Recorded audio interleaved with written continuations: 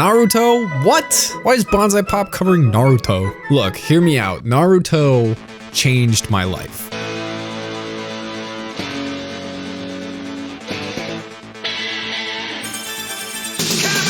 I honestly cannot tell you how much I despised Naruto when I was in high school. It was a little past my time, so it was mostly freshmen and middle school kids running around with their arms out and wearing goofy headbands and being absolutely intolerable weebs. And for a relatively edgy young adult rocking in punk bands at the time, Naruto instantly came off as straight up cringe. But one day in my early 20s, I was bored, so I decided to watch it. Something came over me, an idea.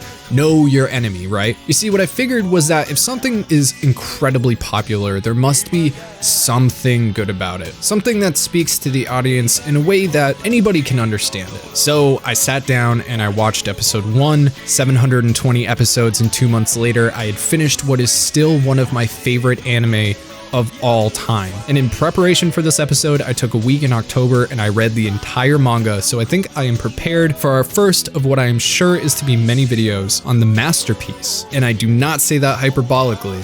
That is Naruto. Let's get into it.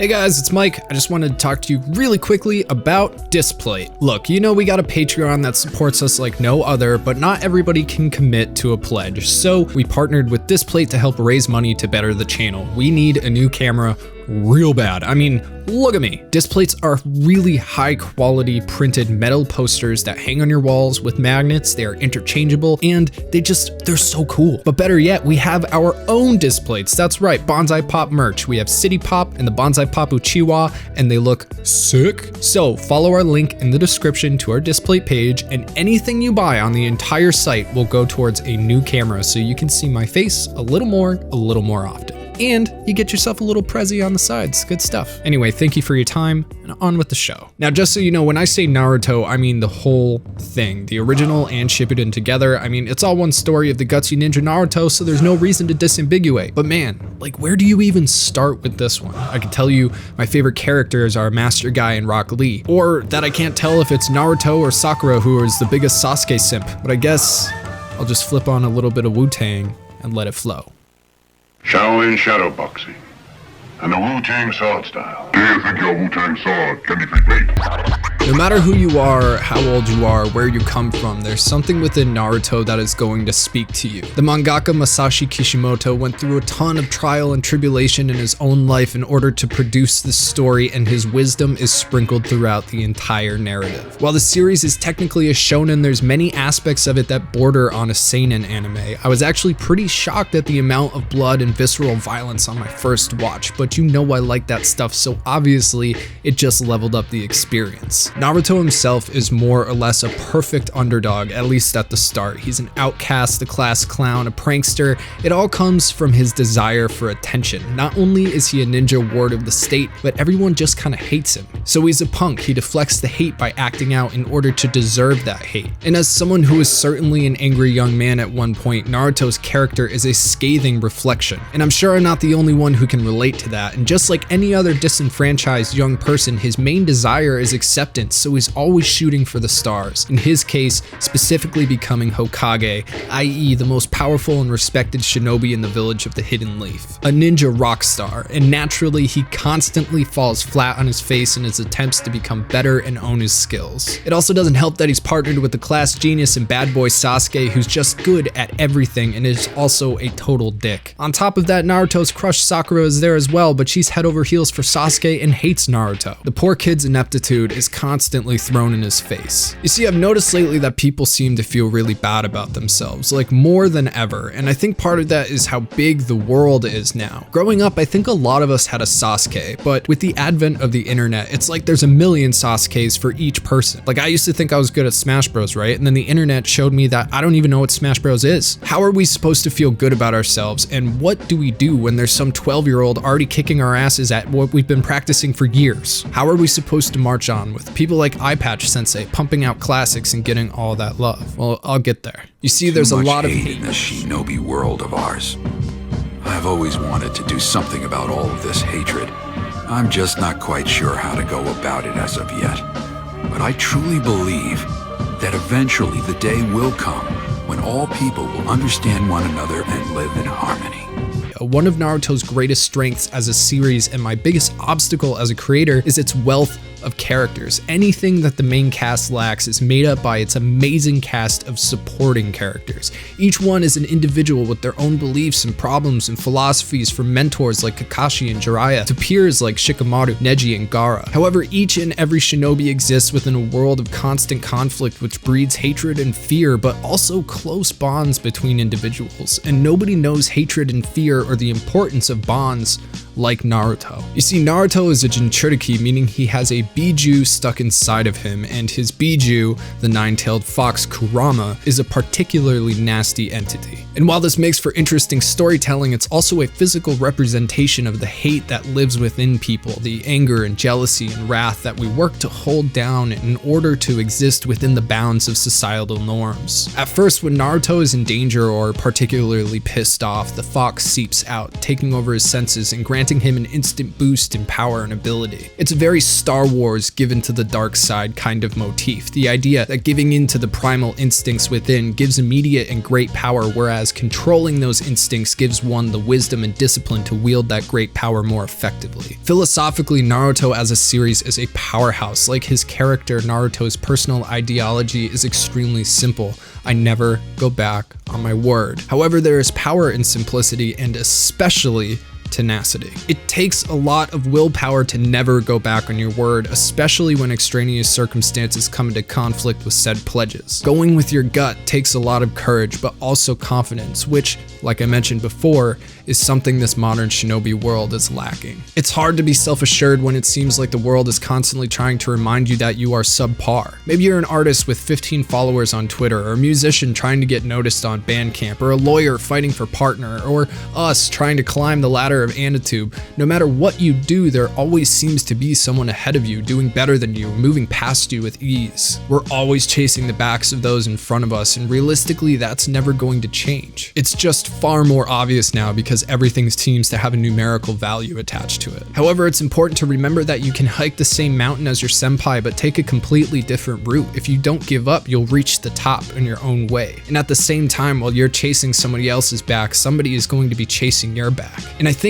what matters most is who you are at the top, much more than the fact that you got there. Experience is what differentiates us. Someone who gets a helicopter ride will never know the crags and canyons like someone who climbed them. The whole ordeal is frustrating. There's too many people looking up or looking down. This world needs more eye contact. Now, while eventually the story of Naruto comes into conflict with his character, the core idea of the narrative remains firm. Unfortunately, Naruto goes from being this underdog nobody to someone not only special, but special from birth. Much of his ability is genetic or enhanced by his Biju. It's kind of a bummer. But I think Kishimoto sensei realized that and made an effort to keep Naruto in check by forcing him to realize that no matter how powerful he becomes, he will always need the help of others, which is juxtaposed against many of the antagonists in the series going solo against the world, especially Sasuke. There is a very cyclical nature to the story that simplifies the real world experience of bequeathing the future to others. We get to literally see how will and ambition and skill are passed down generation to generation through characters like Pain and Orochimaru. We see how sometimes that will can be twisted, but through Jiraiya and Naruto, we can see how will can eventually break a cycle. Our time on this planet is random and short. Ideas and hopes aren't always something that can be achieved during a single lifetime. In fact, more often it takes multiple generations for these dreams to snowball into reality. That doesn't mean lighting the fire is not worth it just because you don't get to see the end result. Doing something is always better than doing nothing. MLK didn't get to see his dream come true, but people are out there fighting still to improve our country for everyone. Speaking of which, Naruto is an excellent example of inclusivity in anime and manga. The village hidden in the clouds is not only full of, but run by people of color, and it's never even mentioned or pointed out. That's just the way it is, and it's dope. Within the shinobi world, it's totally normalized and respected. And then there's the rapping Killer Bee, one of the best characters in the series and 100% a Wu-Tang Clan reference, lending even more credence to Kishimoto sensei, so you best protect your neck cause the killer bees gun swarm. B is not only incredibly powerful and respected, but he's also enlightened and at peace with his bijou. Like Jiraiya before him, he becomes a bit of a spiritual mentor to Naruto, and the Waterfall of Truth is a particularly powerful moment in the story. In order to fully utilize his abilities as a Jinchuriki, Naruto has to face a part of himself he'd rather not see. And if you don't think that we all have that, you're kidding yourself. We have a person that lives inside of us that we absolutely despise, maybe